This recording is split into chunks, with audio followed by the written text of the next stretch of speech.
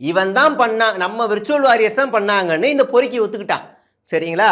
அடுத்து புதியதாக உருவான அனைத்து ஊடகங்களுக்கும் என்னுடைய வாழ்த்துக்கள். அப்படின்னா சன்னி நியூஸு, நியூஸு 9, கொலைஞர் செய்திகள் இது எல்லாத்தையுமே அவன் வாழ்த்துக்கள்னு சொல்லியிருக்கான். யார்? இந்த இன்ஃபர்மேட்டிவ் டைரின்ற பொறுக்கி. பழைய ஊடகங்களுக்கு ஒரு செய்தி சொல்ல ஆசைப்படுகிறேன். நீங்கள் முதலில் திருந்துங்கள், நாங்கள் திருந்துகிறோம்.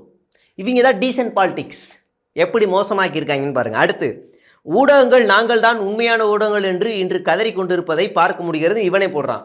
என்னன்னா இப்படி ஒரு செய்தி வந்துருச்சுங்க, ஒரு செல்வ பெருந்தகையோ இல்லை மாணிக் தாகூரோ இப்படி சொல்லிட்டாங்க அப்படின்னு செய்தி வந்துருச்சுன்னா அது அந்த நிறுவனம் வந்து ஃபேக்னு போடும்ல, அதெல்லாம் இவங்க கதறாங்கன்னு இவன் போடுறான். அடுத்து இந்த ஐடி பார்த்தீங்கன்னா கொஞ்ச நாளைக்கு முன்னாடி ஒரு சேனல் மைம்ன்ற ஐடி சேனலுடைய ஒரு ரிப்போர்ட்டர் மாதிரி சுற்றிக்கிட்டு இருந்தான். இன்னைக்கு திடீர்னு ஆளை காணோம். பல ஐடிகள் மாட்டிக்கிச்சு. இப்போ இவங்கெல்லாம் மாட்ட போகிறாங்க. அடுத்து ஜேடி ட்ரோல ஐடியை முடிச்சு விட்டாச்சு. அது நான் தனியாக ஒரு கம்ப்ளைண்ட் கொடுத்துருந்தேன். அது 4-5 ஐடியா மார்க் பண்ணி கொடுத்துருந்தேன், அதை முடிச்சு விட்டாங்க. அடுத்ததாக வருவோம்.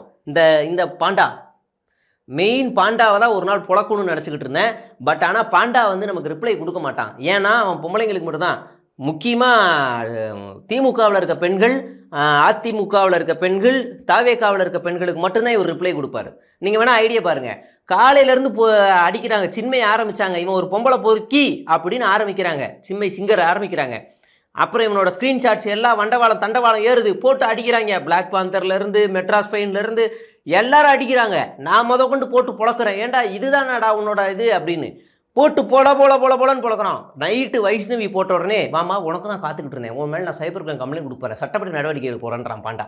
ஏன்டா அப்போ ஆம்பளைங்களுக்கு நீ பேச மாட்டியாடா பாண்டா அப்படின்னு கேட்க. அப்புறம் நித்யா கோவைன்னு ஒரு ஐடி, அவங்க பேசணுன்னா அவங்களுக்கு ரிப்ளை பண்ணுறான்.